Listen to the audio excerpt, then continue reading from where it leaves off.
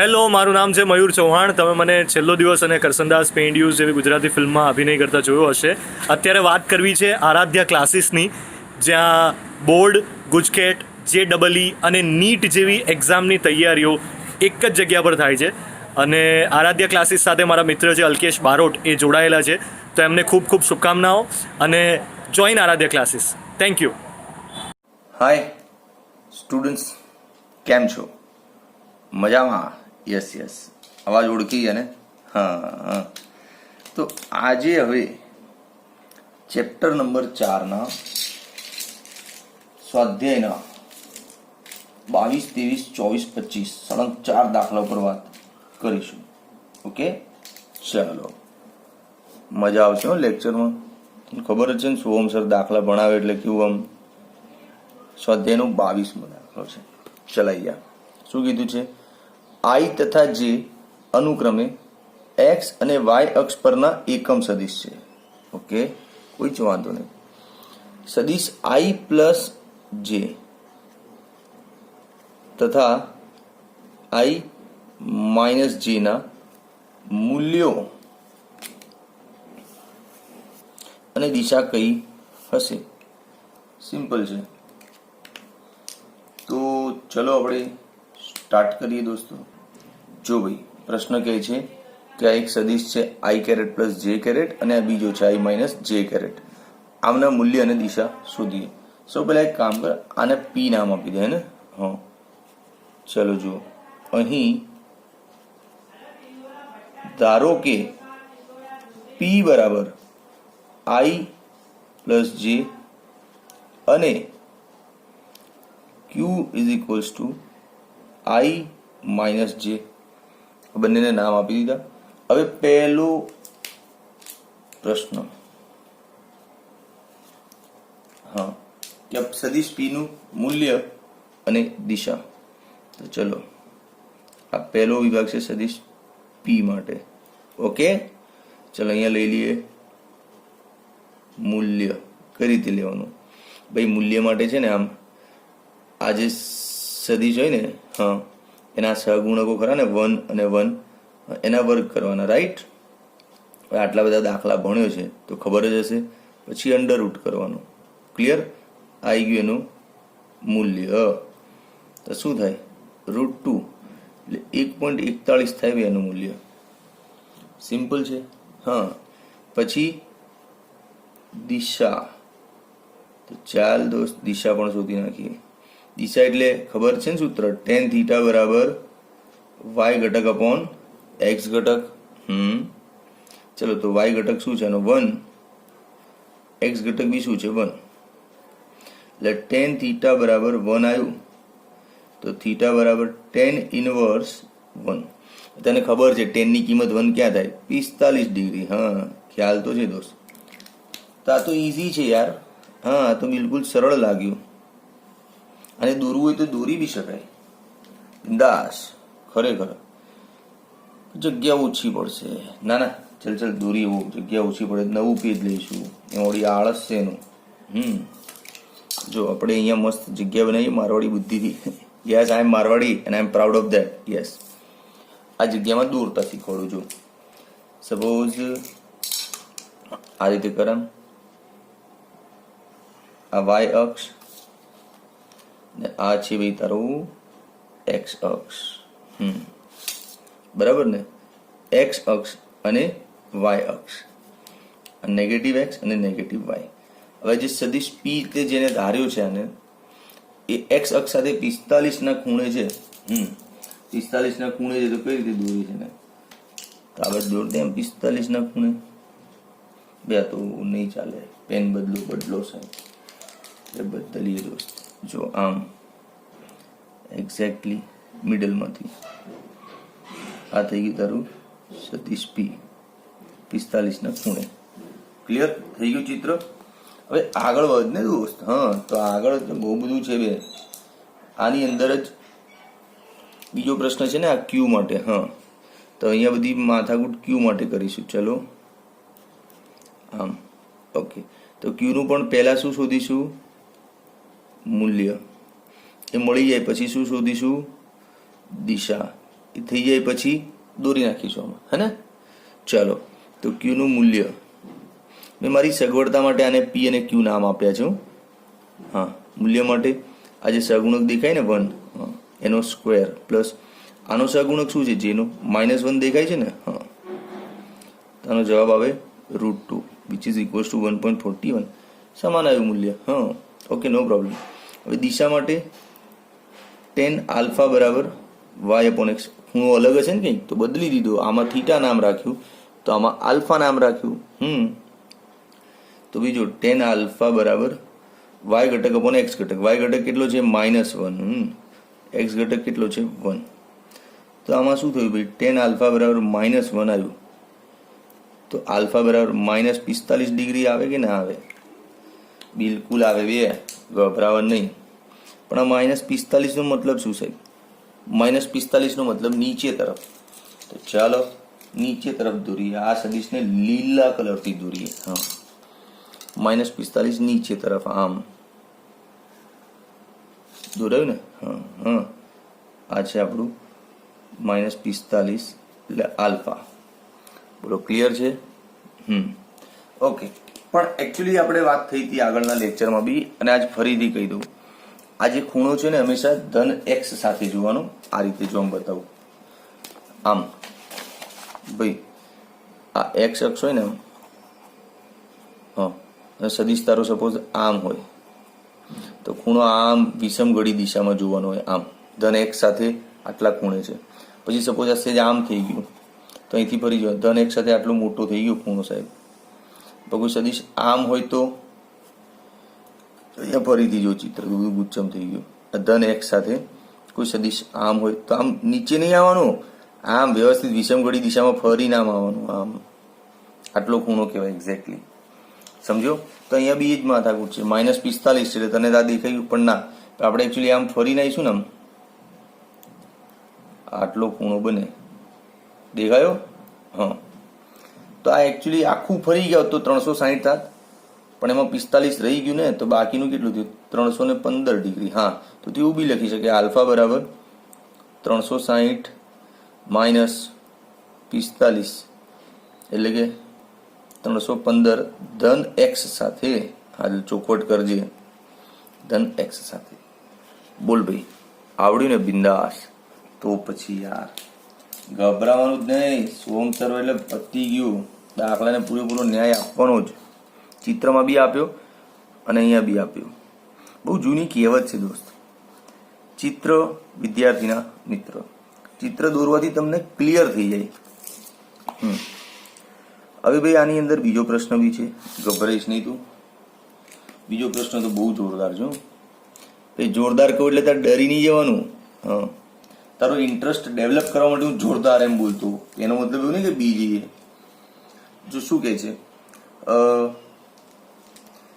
પેલા પ્રશ્ન ના સમજો, પેલા તને છે ને કોન્સેપ્ટ સમજાવું. હા, એક થોટ સમજાવું. ચાલ જો દોસ્ત, થોટ શું છે? બહુ જ મસ્ત. 2 મિનિટ શાંતિથી વાત કરીએ, કોઈ ઉતાવળ કર્યા વગર. દાખલો સાઈડમાં મૂકી દીધો. એક કોન્સેપ્ટ શીખ.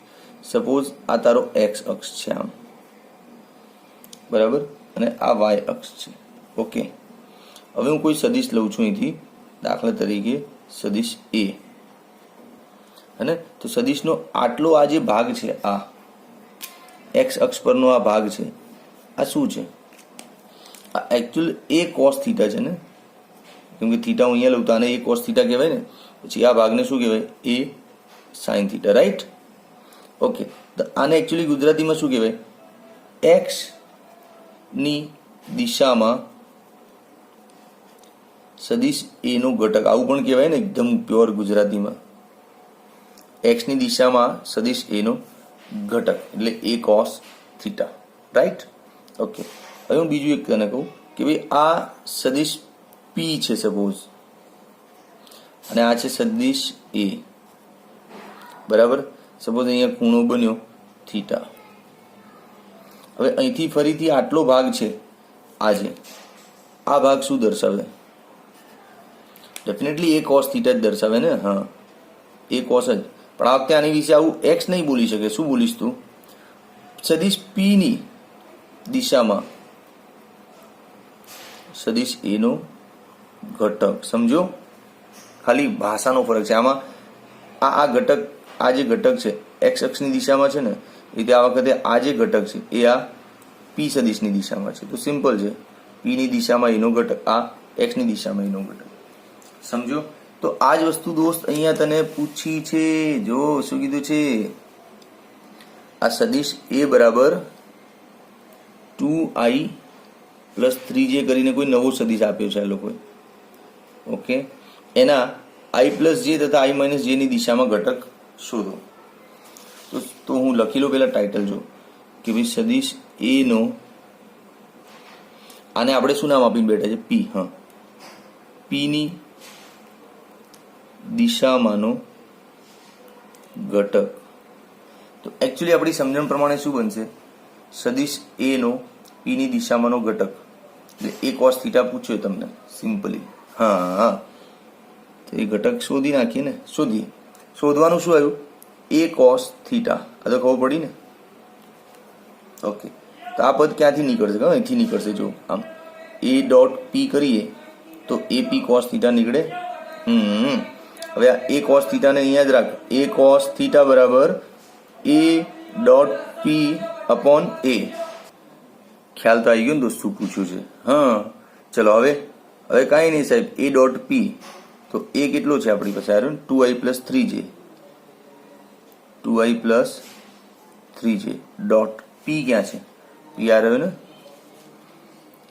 i + j અને નીચે શું છે, એનું મૂલ્ય છે. આ મૂલ્ય માટે તો શું કરીશ, આ 2² + 3² અને અંડરરૂટ કરીશ. હા, ચલજો. હવે આ ડોટ છે તો ડાયરેક્ટ i નો i સાથે ગુણાકાર થઈ જાય.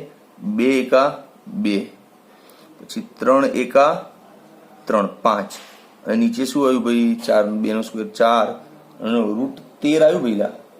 હા, આવે જ ને, √13 જ આવે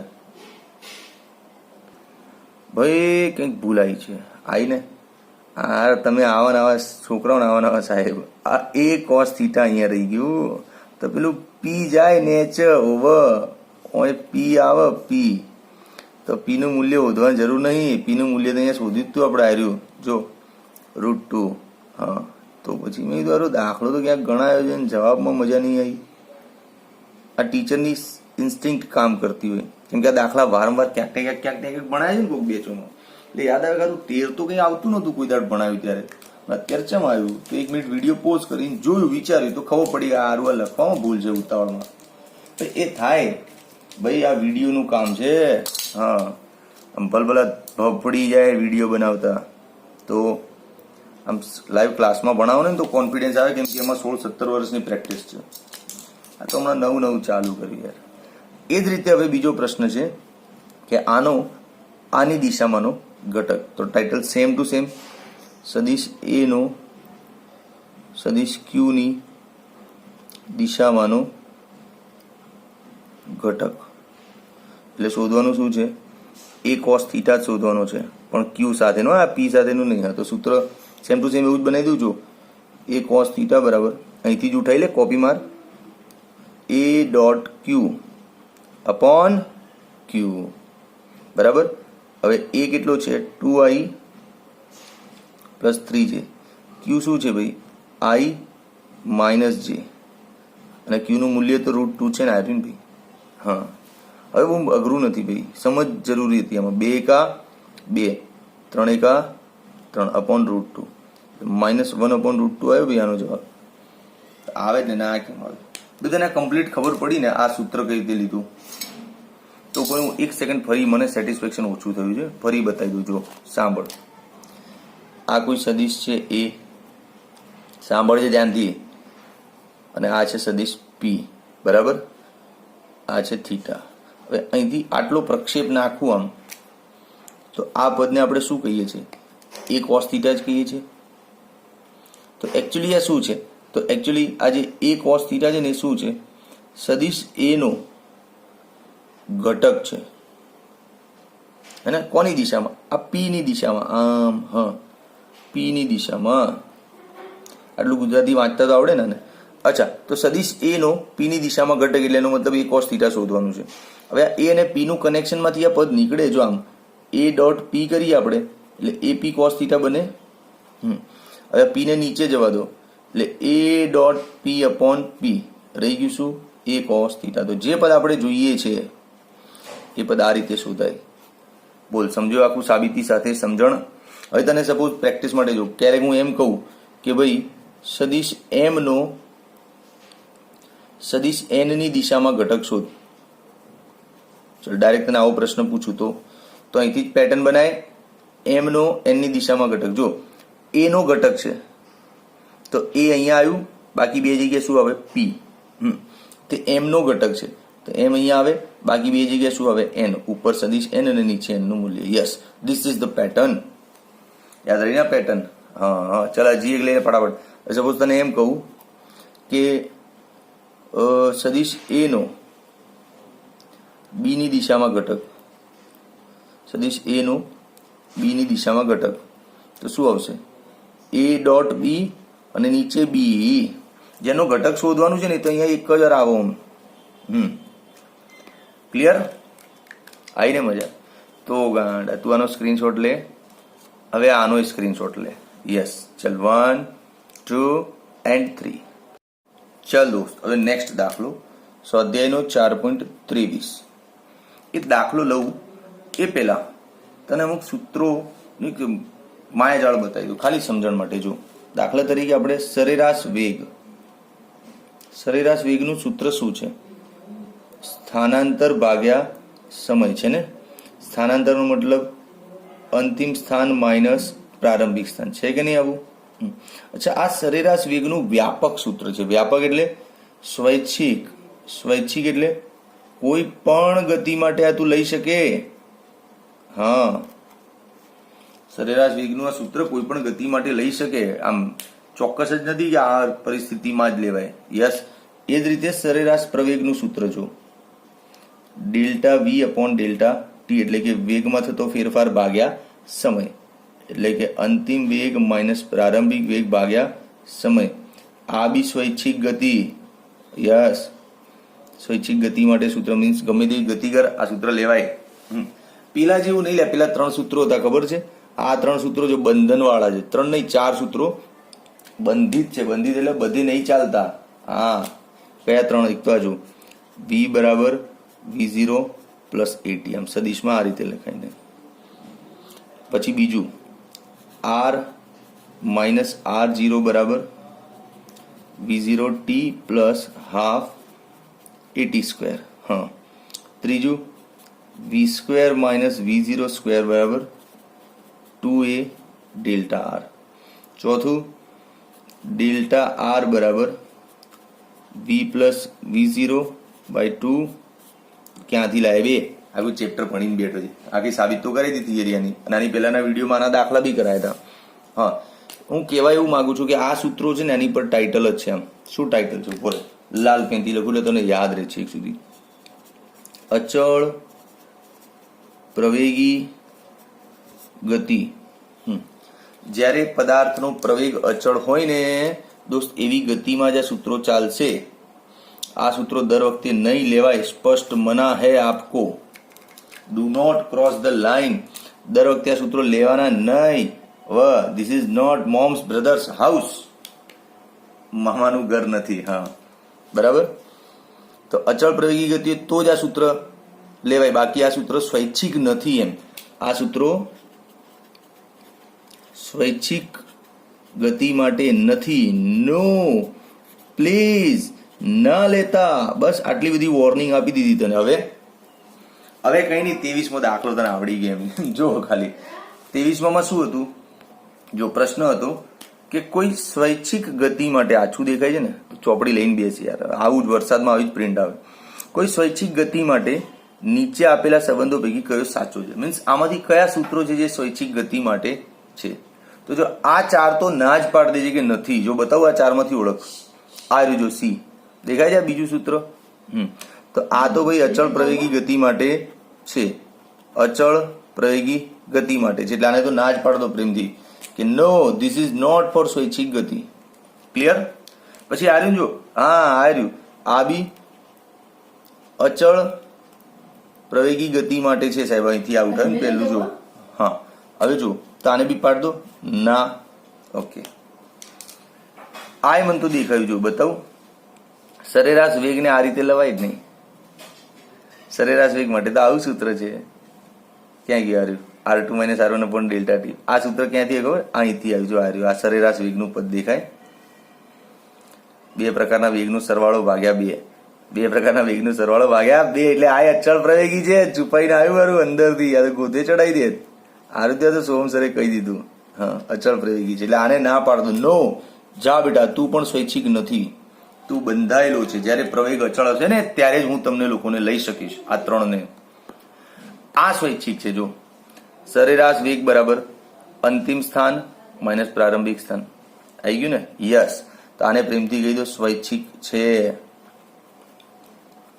સ્વૈચ્છિક એટલે કોઈ પણ પ્રકારની ગતિ માટે છે. પ્રેમથી કહી દો ને, આવકારો આપો ને કે યસ પ્લીઝ આજા. હા ચાલ હવે છેલ્લું. ભાઈ આ છે યાર, દેખાય તો છે.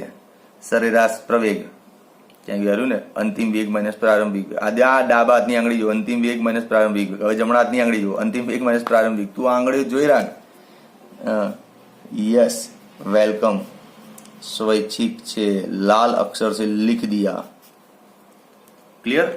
સારો દાખલો છે, પણ થોડીક સૂત્રોની તારી આમ સમજણ અને તૈયારી સાથે આ દાખલો લઈને બેસવાનું. બાકી તો તું આમને આમને જોઈ રાખે ને તો તને બધું ગોથે ચડી આ શું થતું હશે સારું, હે ને? ચાલ, આઈ હોપ તને મજા આવી. લઈ લે સ્ક્રીનશોટ તબિયતથી. ચાલ દોસ્ત, હવે સ્વાધ્યાયનું 24મું બહુ મસ્ત છે. થિયરિકલ એકચ્યુઅલી આવા જ પ્રશ્નો કરવા જોઈએ. આનાથી તમારો કોન્સેપ્ટ કેટલો ક્લિયર છે ને એ તમને ખબર પડે. બાકી દાખલાઓ તો શું, સૂત્ર મૂકીને જવાબ લાવો છો તમે લોકો. આની એક એક લાઈનને વાંચવાની અને એનું મગજમાં ઇમેજિનેશન અને અર્થઘટન કરવાનું. બહુ મજા આવે આવા પ્રશ્નોમાં.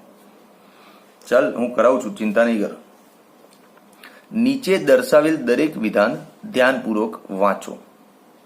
પેલા વાંચી લઉં. વિધાન વાંચું તને વાંચું? અચ્છા, તને વાંચું. ઉભો રહે. ચાલ, નીચે દર્શાવેલ દરેક વિધાન ધ્યાનપૂર્વક વાંચો. વાંચી લીધું ભાઈ. અને કારણ તથા ઉદાહરણ સહિત દર્શાવો. કારણ બી આપો અને સરસ એનું એક્ઝામ્પલ બી આપો અને કહો કે આ સાચું છે કે ખોટું છે. અચ્છા, ખરા ખોટા કરવાના છે. હું બીજા ત્રીજા ધોરણમાં ભણતો ને એટલે ખરા ખોટા કઈ રીતે કરતો હોય, અંદરથી કોઈ બી એક શબ્દ યાદ રાખું. જેમ કે elephant has a small trunk. Elephant આવ્યું ને તો એને ખોટું જ કરીને આવતો. હા, એલિફન્ટ ને સૂંઢ ક્યાં નાની હોય મોટી હોય એવું. આ એવા ખરા ખોટા નથી હો, નાનપણ જેવા કે તું કોઈ સ્પેશિયલ શબ્દ યાદ રાખીને ગોકી નાખે. આ સમજવા પડશે. હા, આ તો તને તારું બચપન યાદ કરાવ્યું.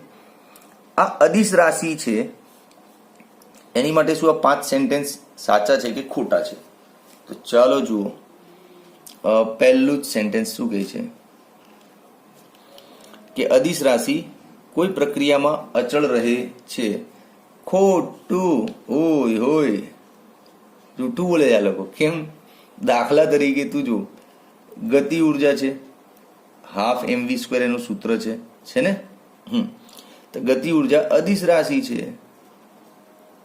ગતિ ઉર્જા અદિશ છે અને અચળ ના રહે, બદલાતી રહે. કેમ? આ કોઈક પદાર્થ છે, અહીંથી કોઈક આવ્યું ભાઈ, આમ ધડામ ધડામ ધડામ અથડાયું.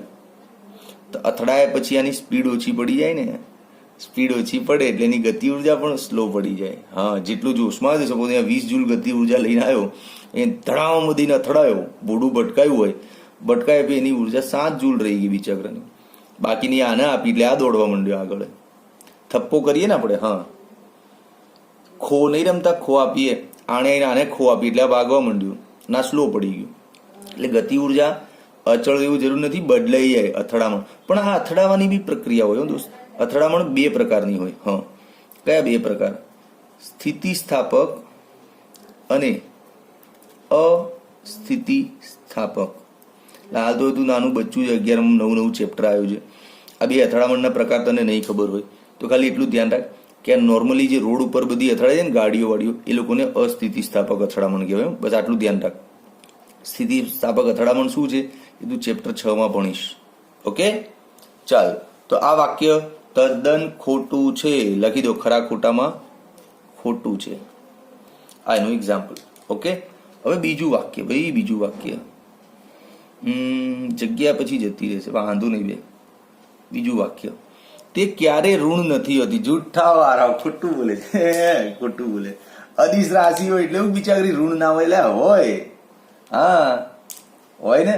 જેમ કે જો તાપમાન, પેલા તો લખી દે આ ખોટું છે, ખોટું. હવે દાખલા તરીકે સમજાવી દે કે ભાઈ તાપમાન -5°C બી હોય અને +5°C બી હોય અને 0°C બી હોય.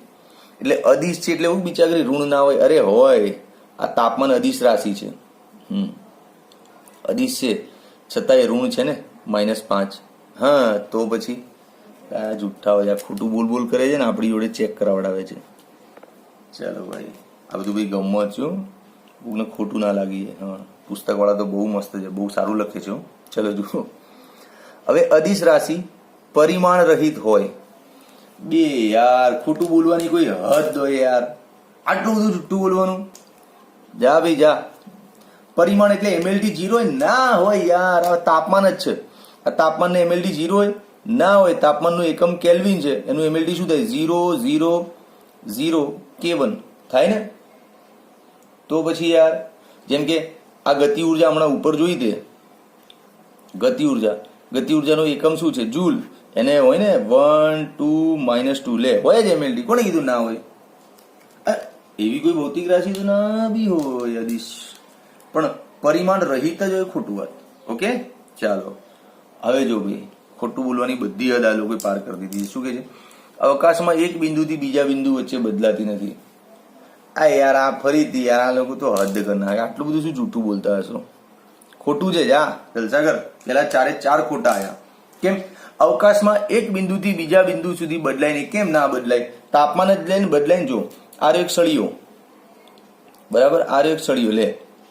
એ સળિયાનો અહીંથી આમ તમે ગરમ કરો આમ, બરાબર, એટલે અહીંયા ટેમ્પરેચર થઈ ગયું સપોઝ 100°C. ઠીક છે. હવે આ 100°C આટલું જ રહેશે? ના, તું આ બર્નર હટાવી લે એટલે થોડી વારમાં ઠરવા માંડશે, તો બદલાયું. પણ આ લોકો એવું કહે છે કે એક બિંદુથી બીજા બિંદુ વચ્ચે બદલાય નહીં. સપોઝ અહીંયા 100° છે અને અહીંયા 100 છે, તો વચ્ચે ક્યાંય બદલાશે નહીં? અરે બદલાય. સળિયો અહીંયા ક્યાંક ઠંડો હોય છે, ગરમ બી હોય વધારે, અહીંયા ઠંડો ગરમ હોઈ શકે, હે ને. એટલે તાપમાન છે કે પછી આવું જે એક એક્ઝામ્પલ આપું, ગુરુત્વીય સ્થિતિમાન, ઘનતા, વિદ્યુતભાર ઘનતા, આ બધા સ્થળ પ્રમાણે બદલાઈ શકે. કીધું તને કયા કયા? જો તાપમાન, ગુરુત્વીય સ્થિતિમાન, પછી પદાર્થની પ્રવાહીની ઘનતા વગેરે બદલાય આ લોકો. હવે છેલ્લું, ભાઈ હવે તો સાચું બોલો યાર, થોડું તો ભગવાન માથે રાખો. બધા 4 ખોટા આલી દીધા અને આપણને કે ચેક કરો. ચલો વાંધો નહીં, છેલ્લું જોઈએ. તે દરેક અવલોકનકાર માટે એક મૂલ્ય જ હોય, પછી ભલે તેના યામાક્ષોના નમન જુદા હોય. યસ, આ તો સાચું છે. ક્યાંક તો ચાલ ડાયું છોકરું છે. જા બેટા, તું સત્ય છે. સમજાવું? જો ભાઈ, અદિશ રાશિ છે એટલે એને દિશા તો હોય નહીં. દિશા હોય નહીં તો દાખલા તરીકે દળ છે 50 કિલો છે. હવે હું અહીંથી એને જોઉં, આમ હું આ દળને જોઉં તોય મને 50 કિલો જ ફીલ થાય. બીજો કોઈક ભાઈ અહીંથી જોવે તો એને 50 કિલો જ લાગે ને. પછી આ દળને અહીંયા નીચે લટકાઈ દઉં કે ઉપર લટકાઈ દઉં કે ધાબે મૂકી દઉં તો 50 કિલો જ રે બાપા. એનું નમન જુદા હોય તો એ દળનું મૂલ્ય બદલાય નહીં. એટલે તું સત્ય છે. જા જલસા કર. ઓકે બોલ ભાઈ, મજા આવી ને દાખલામાં? તો યાર આવે જ. સોમસર એટલી મહેનત કરે છે. ચાલ સ્ક્રીનશોટ લઈ લે. ચાલ દોસ્ત, આની પ્રિન્ટ થોડીક ઝાંખી છે, પણ આ તારા સ્વાધ્યાયનો 25મો દાખલો છે. એટલે જો દાખલાનો આનંદ લેવો હોય ને તો ટેક્સ્ટ બુક લઈને બેસ, એમાંથી વાંચ. આ થોડુંક ઝાંખું દેખાશે. તમને એમ થાય કે સાહેબ ઝાંખું આવ્યું તો જઈને સારી પ્રિન્ટ ના લેવાય. અરે સિચ્યુએશન એવી હોય ને દોસ્ત કે ટાઈમ જ ના બચતો હોય. જે આવ્યું એ લઈને એકવાર એડજસ્ટ કરીને આગળ વધવાનું. વિડીયો પતાવવાના જ ફટાફટ. તમારા જ્યાં છોકરો જ કમ્પ્લેન કરે કે સાહેબ વિડીયો બહુ સ્લો પડી ગયા, આમ થઈ ગયું, તેમ થઈ ગયું. જો કોઈ વિમાન પૃથ્વીથી 3400 મીટરની ઊંચાઈએ ઉડી, આમ તો દેખાય છે મોબાઈલમાં તો મને મસ્ત. વાંધો નહીં આવે. કોઈ વિમાન પૃથ્વીથી 3400 મીટર, હાલે 3400 ઘાટું કરી દો બસ, જા ખુશ થઈ જાય. 3400 મીટરની ઊંચાઈએ ઉડી રહ્યું છે. ઓકે. પૃથ્વી પરના કોઈ અવલોકન બિંદુ પાસે વિમાન દ્વારા 10 સેકન્ડમાં કપાયેલું અંતર 30નો કોણ બનાવતું હોય. ભાઈ આનું તો ચિત્ર દોરવું પડશે યાર. સપોઝ આ રે પૃથ્વી, લે અહીંયા પૃથ્વી પરનું આ શું છે? અવલોકન બિંદુ. અવલોકન બિંદુ. ઓકે, આને નામ આપી દઈએ ઓ, ઓબ્ઝર્વેશન પોઈન્ટ. હવે આ વિમાન અહીંયા ઉડી રહ્યું છે. જો ભાઈ વિમાન તો મસ્ત દોરીએ આપણે, લીલા કલરનું વિમાન લાવીએ. આ રહ્યું વિમાન ઉડતા ઉડતા અહીંયા પહોંચ્યું. Okay okay okay. હા, આ વિમાનની જમીનથી ઊંચાઈ કેટલી છે? 3400 મીટર. કેટલી છે? 3400 મીટર. ઓકે, વાંધો નહીં, લઈએ શાંતિ તો રાખ ભાઈ. હવે એક કામ કર, આ વિમાન ઉડતા ઉડતા 10 સેકન્ડમાં છે ને 30નો કોણ બનાવે એટલું અંતર કાપે છે. એટલે અહીંથી અહીંયા આવ્યું ને વિમાન આમ, તો સમય કેટલો લીધો એને? 10 સેકન્ડ. અને અહીંયા જે ઓબ્ઝર્વેશન પોઈન્ટ આગળ ખૂણો બનાવે ને એને આમ આમ, યસ, આ જ ખૂણો 2, આ 30નો બનાવ્યો. થોડુંક ડાર્ક કરું, ફૂટપટ્ટી લીધી ને તોય લાઈન સીધી ના આવી. બોલ, કુટેવ કહેવાય આને. ધીરજ અને સંયમની કમી હોય ને તો આવું થાય. 30નો ખૂણો બનાવ્યો એટલે હું સમજી લઉં કે આ 15 અને આ 15, ટોટલ થઈ ગયું ને 30નો ખૂણો. ઓકે. હવે પ્રશ્ન શું ભાઈ, ચિત્ર તો મસ્ત પકડમાં આવી ગયું ને કે વિમાન અહીંથી અહીંયા પહોંચ્યું અને આ જમીન પર કોઈ જણાએ જોયું તેને દેખાયું અહીંથી અહીંયા પહોંચ્યું 10 સેકન્ડમાં, મારા માથા ઉપર આટલો ખૂણો એને બનાવ્યો 30નો. કમ્પ્લીટ ક્લિયર ને એકદમ. ચાલ નામ આપી દે, આને નામ આપી દે એ અને આને નામ આપી દે બી. હવે શોધવાનું શું છે? વિમાનની ઝડપ શોધવાની છે. અરે દોસ્ત બહુ ઈઝી છે. ઝડપ બરાબર કાપેલું અંતર ભાગ્યા સમય. સમય તો આખી દુનિયાને ખબર છે, આ દાખલામાં 10 સેકન્ડ આપ્યું જ છે સાહેબ. તકલીફ છે આ અંતરની. અંતર શું લઉં સાહેબ? કઈ નહીં ખબર ને તો પ્રશ્નાર્થ ચિહ્ન કરીને આમ જગ્યા છોડ દે. હવે આ જે ઇન્ફોર્મેશન છે એના પરથી તારે આ અંતર લાવવાનું અને અહીંયા મૂકવાનું દોસ્ત. હા જો આમ, યસ. તો ચાલ આ અંતર શોધીએ. શું દેખાય છે? આ 15 અંશનો ખૂણો દેખાય છે ને ઉપર, અહીંયા નામ આપી દે AM. આ આટલું માપ લાવી દઉં, આટલું માપ આમ, પછી એનું ડબલ કરતું એટલે મળી. અચ્છા આ 3400 છે. હા, તો જો તારો મસ્ત ત્રિકોણ બને, દેખાય આમ આમ દેખાય છે ત્રિકોણ. અહીંયા A છે તારો, અહીંયા M છે ને અહીંયા O છે. આ 3400 છે, આ 15 ડિગ્રી છે ને આ માપ આપણને ખબર નથી.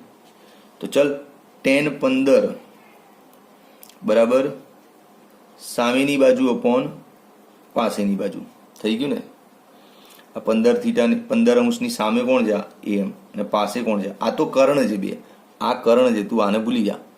સામેની બાજુ અપોન પાસેની બાજુ. હવે આ આપણે શોધવાનું છે તો OM ને સામે ગુણી દો.